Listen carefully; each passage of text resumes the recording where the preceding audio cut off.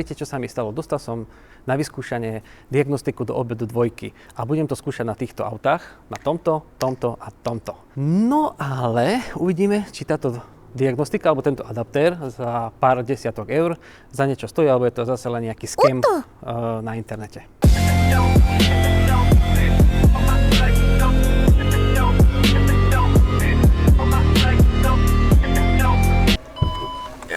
Čau. Ja som Peter, malo by to dokázať načítať v podstate všetky možné autá. Tak som zvedavý a uvidíte sami, či táto diagnostika fakt za pár eur má nejaký zmysel. Tak, let's go! Viete čo? Skúsme vyvolať nejakú poruchu. A, žhavenie zhaslo. Zafungovalo to. Podľa zvuku už viete, že sme v BMW. Zavrieť okno. Sedíme v našej oktávke, tá bude ako prvá obetný baránok, teda obetná ovečka a ideme to tam šupnúť. Dobre, zapípalo to, mne sa to inak páči, že to pípa, keď to niečo robí. Dáme si to do tabletu, bude sa to možno najlepšie robiť, lebo je to tu väčšie a vám to tu krásne takto hodím. Prvá vec, čo potrebujete, je si nainštalovať samozrejme aplikáciu a to je eDiag. To je táto aplikácia, ale keď dáte aj Kingbolen, tak myslím si, že to isto nájdete. Keď sa vám to nainštaluje, tak si to samozrejme spustíte. Ono sa tu takto krásne rýchlo načíta, s tým nie je problém.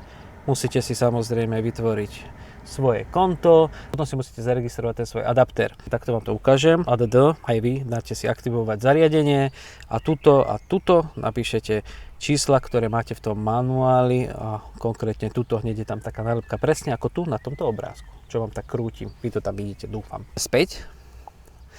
A môžete si dať firmware fix a ono vám to firmware updateuje. Ja som to už dal a neviem prečo furt to ako keby ide dookola, mi to príde. Späť a máte tu download manager, ale ja tieto downloady tuto nevyužívam. Ja to využívam tuto, lebo mi to príde prehľadnejšie. Takže ideme do tohto obchodu.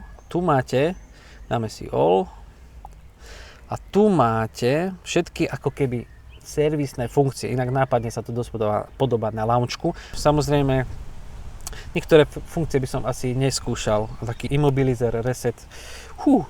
To by som proste neskúšal. No. Ale môžeme si niečo vyskúšať v tomto videu. Tuto by som tiež neriešil tieto veci.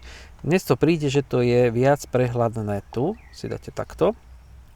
A tu potom máte konkrétne značky a môžete si ich takto stiahovať. Vidíte, tu máte download napríklad a každú si stiahnete. Keď si tak všimnete, niektoré majú napríklad 37 MB, 89 MB, niektoré majú viac, niektoré menej mega. Ja som to posťahoval doma na Wi-Fi, všetky tieto veci, ale to, čo má podľa mňa menej mega, asi to moc bohvie ako fungovať nebude.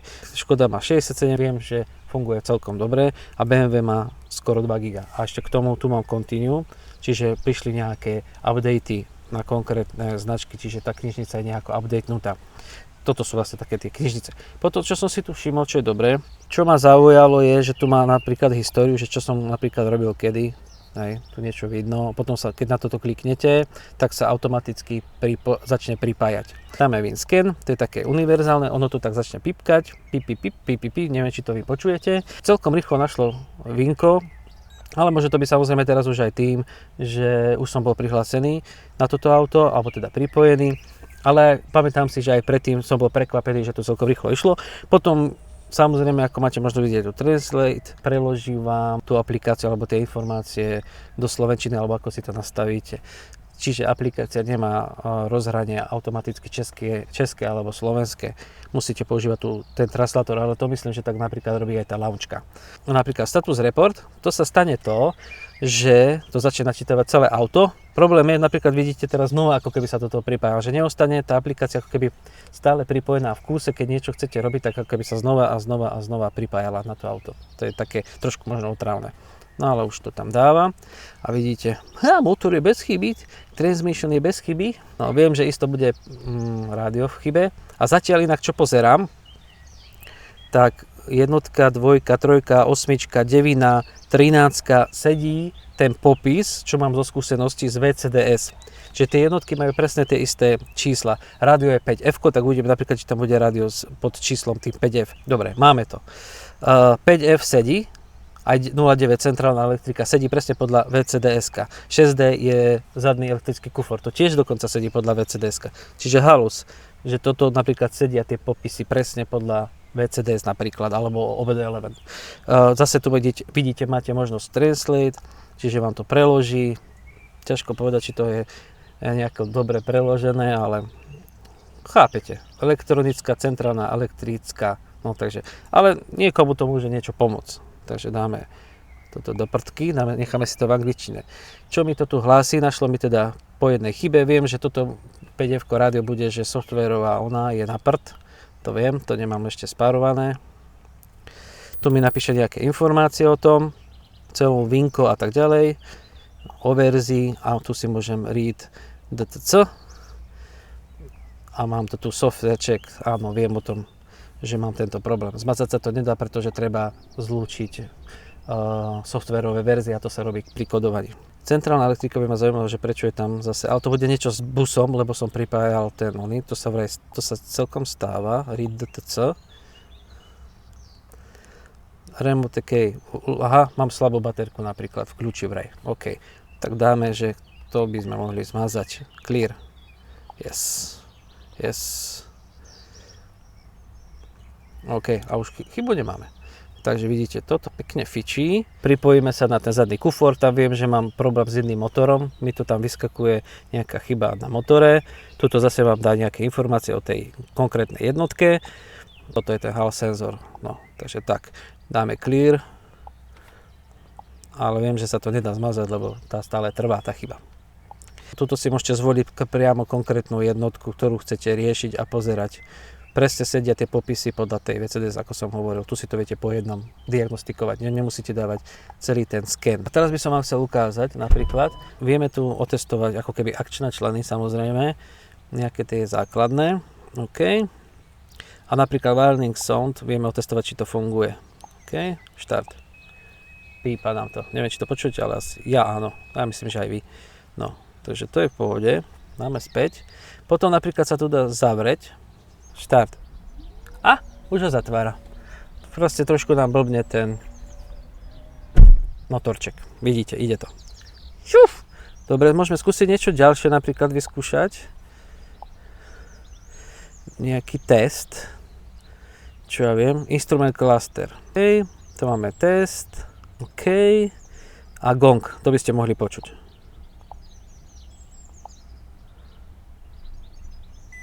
A? Gonguje. Všetky gongy. Čiže dajú sa tu otestovať budíky, všetko, však toto vidíte. Čo by sme mohli vyskúšať? Napríklad klimatizácia, že zapne ventilátor. Môžeme to vyskúšať, či to tu ide. Čakaj. A? Počujete? Zaplo ventilátor. Dám stop. A vyplo.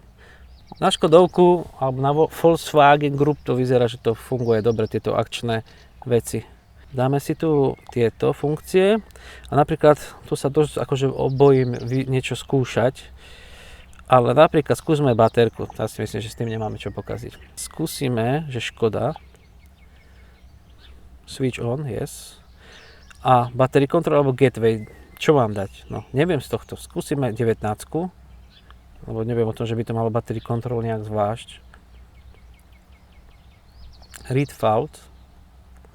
No fault, OK. A teraz OK. A teraz ma to akéby presunie na current parameter. A teraz tu vidím krásne baterku. Ako mám.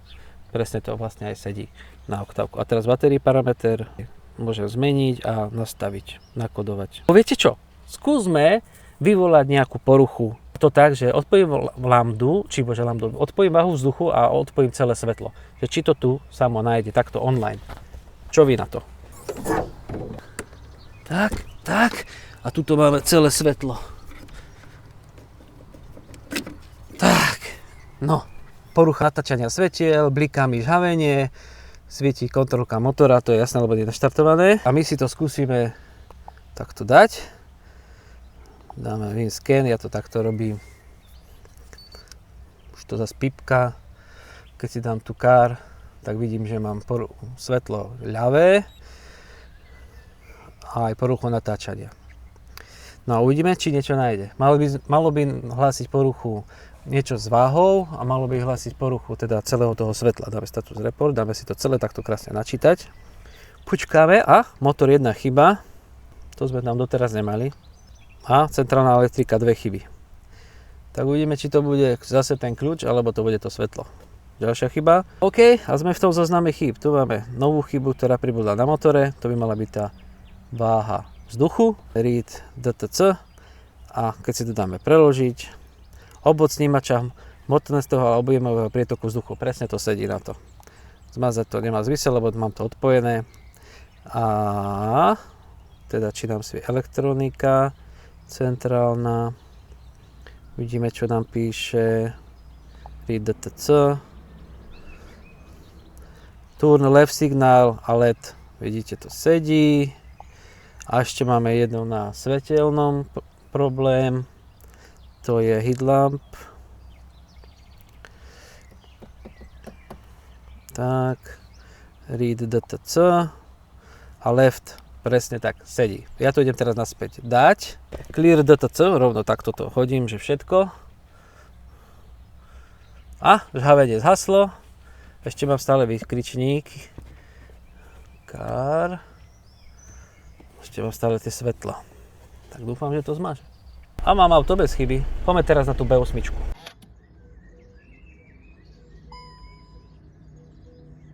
Vítajte v Passáte. Ideme to teda vyskúšať. Ja si myslím ale, že to nebude problém, pretože Passat a Octavka je v podstate tá istá platforma.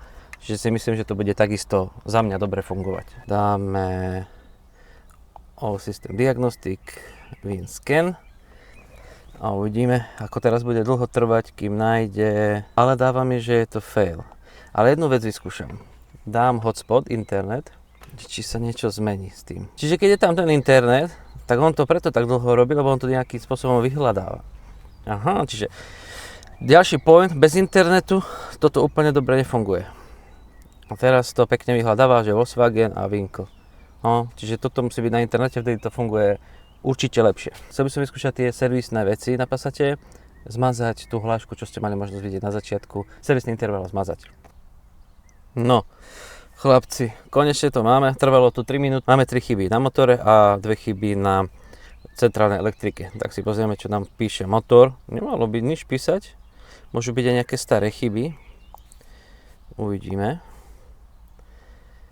Aha, MAS, áno, Interc Temperature Bank, áno, sedí, lebo to som ja skúšal, keď som opravoval to klepanie na uvoľnenej hadičky, tak som mal poodpájané tieto veci a tedy som to skúsal štartovať, či to ešte stále rezonuje, tak preto toto tu je, si myslím, čiže to nie sú nejaké závady, lebo presne tie veci, čo tam sú napísané, som aj odpájal. To zmažeme. A už tam nie je žiadna chyba, teda zatiaľ, kým sa teda nenaštartuje. Ešte ma zaujíma, akú chybu to teda má centrálna elektrika. By som povedal, že tiež niečo s kľúčom. Mne sa zdá, že to raz písalo. Read, DTC. Znova, low bulb. Aha, toto sedí, áno, kľúč, áno, sedí. A toto sedí tiež, tieto low beam, pretože som menil tie žiarovky. Že všetko krásne sedí, čo som na tom aute robil, tak presne to sedí. Takže máme to krásne ukázané, že áno, viem o tom, že toto presne som robil a presne si to pamätám. Keď sme už tu, zase nejaké ovládanie akčných členov. Skúsime klíma control modul. Skúsme toto. A to je to isté, že zase ide ten vetrák. OK, to funguje. Neviem, či ste to počuli, ale fungovalo to. Defrost flap to zase nebudete asi počuť. Door, doors, electronics. Skúsme. Tuto, či sa niečo nedá otestovať, že či to pôjde.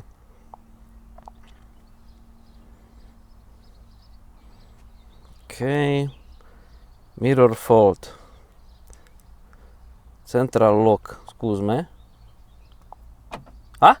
Na týchto dverách. Presne, išlo to. Čakaj. Haha. Dobre. Mirror fault napríklad. Štart. A len toto jedno dáva hore a druhé nedáva. Sranda. Funguje to. Servisné funkcie. Tieto. Tento reset. Skúsme, či to pôjde, lebo tu svieti hláška. aha. OK. B-Vehicle Model, Auto Reset. Čo sa stane, keď dám len takúto jednoduchú vec? Oil Reset.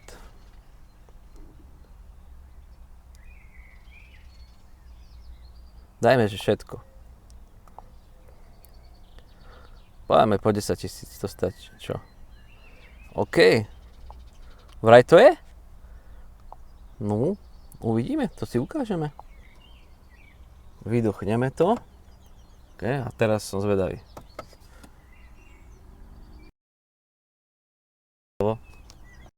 Zafungovalo to. Skúsim ešte raz.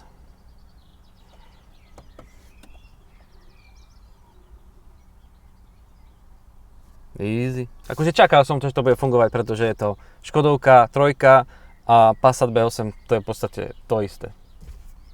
Ideme ešte do toho ďalšieho auta to vyskúšať. Volá sa tu BMW. Podľa zvuku už viete, že sme v BMW. Povedz, čaute.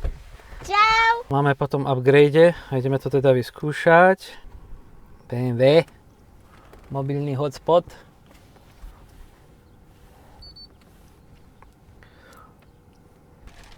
Tak. No, vyhľadáme VIN. Čo by si chcel povedať? Povedať ahojte kamoši. No, dobre, vinko sedí, kilometre sedia, to dobre načítalo, E70 sedí, motor sedí, to všetko sedí. Môžeme sa pozerať na tú kameru? Môžeš sa pozerať. OK. Systém scan. A už sa nám to tu a krásne sedí. CAS, EDC, ECM, EK, presne podľa IMPI alebo týchto Beamer kód a tak ďalej a tak ďalej. Vyzerá, že sedia tie popisy. Teraz by sme mohli skúsiť niekde, že motor. Tam vieme, že je tá chyba tých žhavičov, že či to načíta, som zvedavý. Tuto nám krásne ukazuje takto halúzne. Dobre. Continue. Read file code. Malo by tam tie high glow, áno. 4, 5, 6, áno, sedí. Čiže tam nám sa sedí, lebo tam je mŕtvý ten žhavič. Žhaviaca jednotka. No, môžeme skúsiť nejaké electric fan, že či pôjde. Možno ovládať DPF. Možno, hej, aktív. Malo by aktivovať ventilátor. Aba ide. Dobre, stop. Takže napríklad tuto tiež akčné členy idú ovládať. Mohli by sme skúsiť senzory. No, dobre. Tak, actual test. PDC. Active Park Distance. Ukáž, či to pôjde. A ide.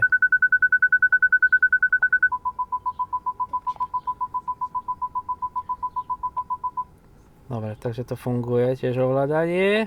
FRM by mohlo byť zaujímavé skúšanie. Read, lenže FRM sa vie aj pokaziť. Tu je, že je niečo FRM mirror heating. Že vraj niečo sa stalo s vyhrievaním zrkadla. Zmažeme, uvidíme, či tam bude tá chyba stále. No fault, dobre. A testy.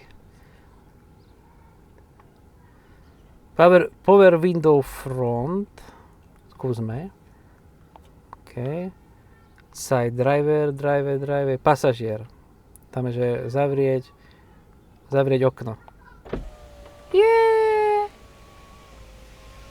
To nie, lebo to by mi zrušilo kameru, ale toto ide, no. Takže ide ovládať aj toto. A otvoriť open driver side, open window driver side, nie? Passenger side, chcem. Open passenger side, no, ukáž. Ty kokos, to viem ovládať takto na dálku. Dobre, takže ja si myslím, že na BMW to teda tiež celkom dobre funguje. Funkcie tu nemáme moc aké vyskúšať, to nebudem do toho tu baštangurovať, ale ide to aj na BMW X7, či X7, X5, E70. OK, no čo borci, išli by ste do tejto diagnostiky, link máte pod videom, ak by ste náhodou to chceli kúpiť. Mne to prišlo zadarmo ako spolupráca, to ste si už samozrejme domysleli. Som z toho zhalúzený, že mi niečo vôbec takéto prišlo, že som mal takúto možnosť otestovať niečo. Bola to zaujímavá skúsenosť a za mňa tá diagnostika, čo sa týka týchto troch aut, ktoré som ja vyskúšal, tak fungovala v pohode. Ale videl som aj videá, kde to nefungovalo úplne dobre, napríklad na Opli, že to nefungovalo vôbec nejakým spôsobom, čo sa týka tých testov akčných členov, tak to vôbec nefungovalo dobre. Je to proste nejaká diagnostika, ale pre niekoho, ako kto máte Das Auto, Volkswagen Group teda, alebo možno aj také staršie BMW, určite to funguje, videli ste sami. Pre mňa ako amatéra takáto univerzálna diagnostika úplne postačuje a mám ju rýchlo dostupnú v mobile. Takže za mňa je to celkom fajn pomocník pre takého amatérskeho autičkára. No, ja nie som úplne autičkár, ale pre takého amatérskeho proste chalana, ktorý sa rád hrabe v autách. Je to celkom užitočná vec za mňa. Tak vidíme sa teda niekedy zase pri takom ďalšom videu. Čaute.